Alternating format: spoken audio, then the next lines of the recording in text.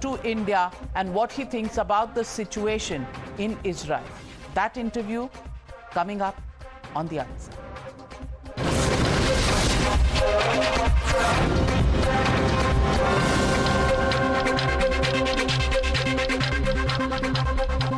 Thank you very much for joining me, Ambassador Gilon, on Times Now. 28 days thereabouts of the offensive launched by Israel. Ground actions have also been going on for a while now. How close are you to your ultimate objective of obliterating the Hamas? So the cabinet gave the military two main objectives. One of them is obliterating Hamas, as you said. The other one is retrieving the kidnapped. So we have 240 kidnapped. You can see the pictures around us, and I don't think that we are there. It's going to be a long job. It's very hard, especially when you have Hamas hiding underground and having their population as human shields above them. You've also lost 25 soldiers. There is a price that every war pays. How do you look at this entire situation when you say it's going to be long drawn? We lost only now 25 soldiers, but we lost many more on the initial attack. So the numbers of soldiers and civilians, of course, 1,400 just on the 7th of October. The price is there, but we understand one thing. You know, in Israel, we don't have a professional army, hardly. It's conscription. Everyone goes to the military service. So our children, myself, my father, my children, everyone is in military service. And we don't see here an element of a price. We understand that this is part of our living and having to exist in a very tough neighborhood. And in this sense, we do what we need to do to survive, because if Israel does not eliminate Hamas, which is a jihadist, I always say that we went to sleep on October 6th with Hamas as our neighbor, and we woke up on October 7th after the attack with ISIS as a neighbor. And such organization, the only way to deal with them, since the ideology is so strong and so embedded in them, it's either to capture them or kill them, or let them go, but not stay there. So this is going to be long. It's very hard. We have to get to the leadership. We have to go, and whatever the price is, because if we don't do that, we lose our ability to live in the region, because they will continue to attack us. We will be perceived as weak. Others will continue to attack us. It will be a terrible time for Israel if we are unable to eliminate them. So let me ask you, Ambassador Gilon, Israel has gone to war with the Hamas in the past as well. Is the obliteration of Hamas really an achievable objective? Because they'll find recruits all the time and keep coming back to create trouble in the region. And you've managed to kill many of the Hamas leaders. But can you really look at this as a realistic target of obliterating the Hamas? You know, it's not the same as the previous skirmishes we had with Hamas, because we had them with Hamas and not with ISIS. We always believed, and I think that the biggest misconcept of Israel was that we thought that Hamas are, you know, they are pragmatic in the way that they think of their population, the well-being. So we had the dual containment with Hamas. The one is the military deterrence, and the second was our attempts to improve their level of living. We had tens of thousands coming to work in Israel every day, and it's a lot of income. We had a lot of merchandise coming in, and we thought that by doing this, we give Hamas a good reason not to mess with us. But we were wrong. We were wrong, and now that we understand that it's a very ideological ISIS, Islamic Jihad kind of organization, there is no choice left to us. So we cannot now reach a ceasefire as we did in the past and say, okay, now we have a ceasefire and they are deterred for another time. No, this level of attack is a watershed change for Israel. And that's why we put a very ambitious target. And the target is, again, achieving the target is you will not take out the supporters of Hamas who are not fighters. They will stay there. but they will lose the leadership, they will lose the organizational capacity, and they will lose the weapons. This is what we aim to do, and that's why it's going to be long, because they are underground. It's not an open field war, and we have citizens involved, and we have to be civilians, and we have to be very cautious about that. So it's a very, very sensitive situation, but we have to prevail. We have no alternative. This is the existence of Israel. You say that civilians are involved. Many people look at this entire war as a disproportionate action by Israel, simply because 10,000 people have died on the other side, 3,000 of them being children. And it's called the graveyard of babies and children over there. Whereas there are 1,400 fatalities on your side.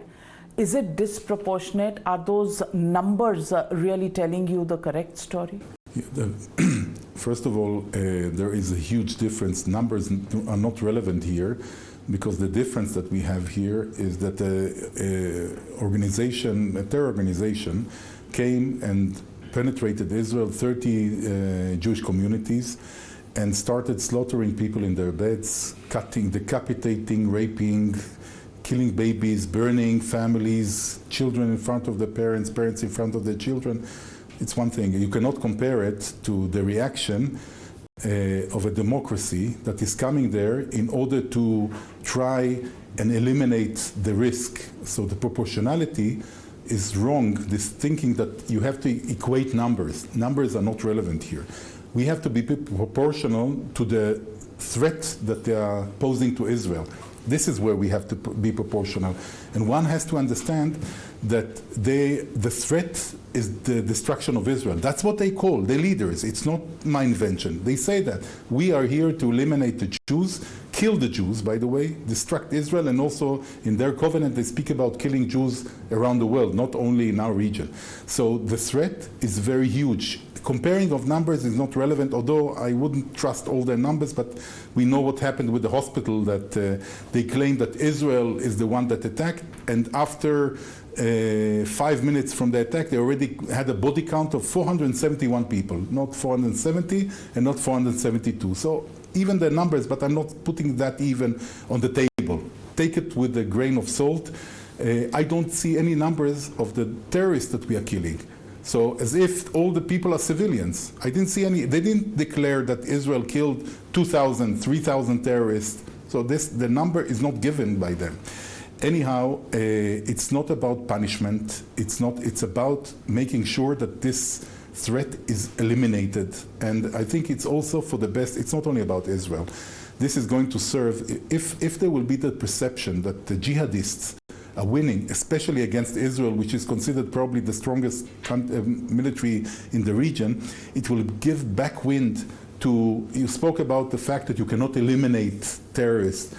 That's what Americans and the forces, Allied forces did in Iraq and Syria, and where they fought. They were able to kill a lot of the leadership. They were able to disperse them. Many came back to their own countries, and it can be in Europe, it can be in our region, it can be in South Asia. So people came back to Maldives and to Bangladesh and to Kerala and to different places. And the fear is that if there will be a perception of victory, of momentum, of power, the ideology that is embedded in them will come out, and we'll see atrocities again in different places, like we saw the attacks in Europe, in Paris, Bataclan, all that stuff around the world. The fear is that it will reappear. So there is a need to have a decisive victory over them. I think many in the world, many leaders in the world understand that. Let me ask you, is Israel under pressure for a ceasefire? Because there are narratives that are being built across the world. Some will paint you as the perpetrators of the tough option of war. Others, of course, will talk and support you in the retribution, in the finishing off of Hamas. So far, Israel has maintained no ceasefire possible. But do you think the pressure is growing? I think that there is pressure, and as I said before, it's because people are trying to protect Hamas. People are trying, ceasefire clearly will help Hamas. There is no problem. I mean, humanitarian aid is coming in with or without a ceasefire. This is not going to change. We enabled foreign nationalities that wanted to go out towards Egypt, we enabled that. Everything is done under fire. We know how to conduct ourselves in a way. So humanitarian is not needed there. The only humanitarian that we care about now and has to be the main thing for us are their families. Their families are telling the government, no ceasefire, no humanitarian, no nothing done, humanitarian ceasefire until they are back. So the 240 kidnapped, they need to be back. Their humanitarian situation is the worry for us, and there is pressure from outside, maybe some countries that are trying to help Hamas regroup and rearm or whatever, or run away, or whatever they want. But there is also pressure from the inside of the families of saying, you know, the humanitarian crisis is of ourselves and our family members there. So I hope that we are able to withhold the pressure and continue with the humanitarian relief efforts that we are doing together with the Americans, together with others, and again, not go into a ceasefire, long ceasefire that will help Hamas. If they are released, the 240, it's a different condition. It's a different situation we can discuss. But first they have to be released, and then we can go and think of other ways. What about the airstrikes from Lebanon, from Hezbollah? Do you see this developing into a two-front war?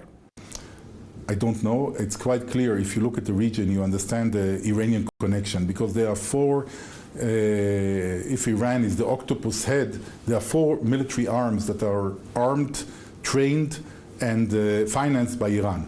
It's Hezbollah in Lebanon, which is part of the Shiites who are part of the flesh. I mean, Nasrallah, the leader, spoke about Hezbollah as a wing of the Revolutionary Guards, or himself as a soldier in the Revolutionary Guards. So you see the Iranians there. They have the Houthis in Yemen, who are also Shiites, and also the same idea, more or less. You have Hamas, Sunnis, but still armed, trained, and financed by Iran, and you have the Shia militias in Iraq and Syria. And all of them are trying to engage Israel.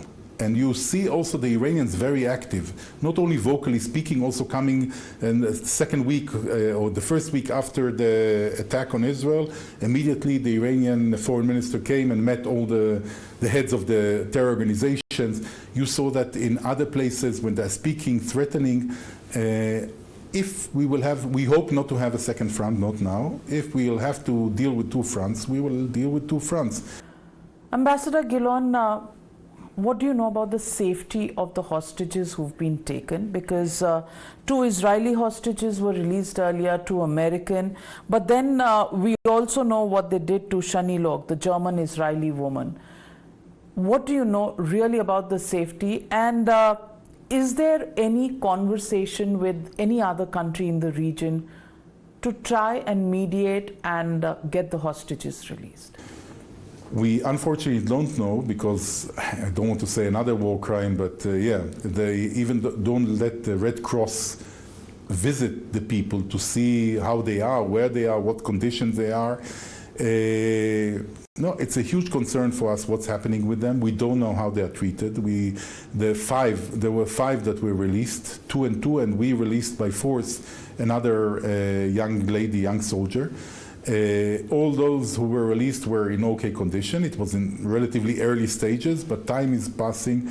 They are from the age of, the youngest was 9 months. Today he's 10 months old, by the way, the youngest there. And there are a few that are in that age or a little bit older, and until 85 years old. So there are many people with medicines that they need, with many, many needs, and we don't know how they are. We have no idea whatsoever. And this is part of the humanitarian suffering of the families, not knowing, we don't know also who's alive, who arrived dead, who arrived alive. We know who's missing, whose body we couldn't find, and there are still bodies, by the way, not identified. So every day the number goes up or down, because if we identify a body, or we didn't identify a body, it can change our estimation of how many people are kidnapped. So Red Cross has to be there. We are, of course, as you know, the Qataris are there. And again, one has to understand, why do the Qataris have influence over Hamas? Because they were helping them all the years, and they were financing them. So it's not, doesn't come from a good place. But now the Qataris, together with the Americans, are making big efforts on releasing the hostages. I hope it will happen, and we only pray for them. That's what we have to do. In the current environment of the world with social media, there is a war of narratives. There is one side which looks at this as a counter-terrorism operation. There is another which looks at this as an anti-humanitarian operation and are called terror appeasers by many. I want to ask you, across the world, many leaders, including Indian politicians, including Priyanka Gandhi, have come out and said what's happening in Gaza is shameful. How do you look at some of these comments that come up? I will say my honest opinion about it in a very simple way. I also wrote on Twitter that the thumb rule for me, people who came out on October 7th and condemned this murderous, vicious, animal-like, worse attack on Israel and the dead and everything without trying to put it in any context or to explain the suffering, because I don't think that there is any context for killing children, raping women, beheading people. There is no context for this. It's wrong, and human beings have to condemn it. Those who went on October 7, October 8 and condemned it in a very clear way, they bought a moral chair by the table. And they can come now into Israel and say, don't do that, don't do this, the Palestinians. But I suggest to scroll down in the feeds of all the people who are now criticizing Israel and see whether they bothered to criticize on October 7th. Most of them haven't. This is exactly the game. What happened here is that the world, the Palestinian supporters, who are the majority in the world in general, and countries, just look at more than 50 Muslim countries in the world, and so that in numbers they are bigger in the world, and there are many uninformed, I think that there are uninformed liberals in the world, that uninformed in the sense that they don't understand that the liberal player in the story is Israel, the place where you have gays who can have a normal life, and you can, it's a liberal country by definition. In Hamas, they kill for example, homosexuals. LGBTs do not exist there. They escaped to Israel in order to survive. So there is a misinformation also of that. But the majority in the world probably is automatically going with the Palestinians, seeing them as the weak player. Now, after that, this vicious attack, people felt uncomfortable to support Israel or, to go against Israel, let's say. And that's why the hospital misinformation event, claiming that Israel hit the hospital, immediately gave the excuse for the people to go back to where they feel comfortable. Where do they feel comfortable? Against Israel. So we are back to square one. People who were with Israel before that and against terrorism are with us. People who just needed an excuse found a wrong excuse, but they are back also to their. So we are in the world exactly in the same place. Look, most of the democratic countries in the world, the strongest democracies in the world, the European Union, US, Japan, Australia, Canada, these countries came in support of Israel in fighting Hamas. And very early stages also. And now they want us to do this or that on humanitarian. It's okay, it's a fair thing. You thought about our civilians and saw them as humans and not as oppressors. A baby of 9 months old is an oppressor who was murdered because he deserved it. More or less, this is the perception. So, all those who were silent around October 7, they have no right of speaking of human rights, because it's clear that they don't mind human rights. They mind the Palestinian human rights. Israeli human rights don't count. And I don't see them as legitimate, and they have no influence over me because I don't count them. They are not relevant for me. The people who understand the suffering of Israel and everything, they are the people who I count and are relevant. Prime Minister Modi ji, 7th October, I think 4:30 afternoon, India time, already came out when the full extent was not clear. He certainly, India, through him, gained the place on the moral table to speak to us on other elements on how we make it easier for the population. Well, Ambassador Gilon, impassioned as you are, these are troubled times, and we do hope all these hostages who've been caught over the last 30 days do return home safely. Our prayers go out to them. We live in troubled times, but we do hope better sense prevails and peace returns, because nothing in the world is worth taking lives of civilians, especially children and babies. We do hope that better sense prevails, and I would like to wish you and your country all the very best, and our heart goes out to all those hostages held there, and we do hope we'll see an end to this war sooner than later. Thank you very much. Thank you very much. Thank you.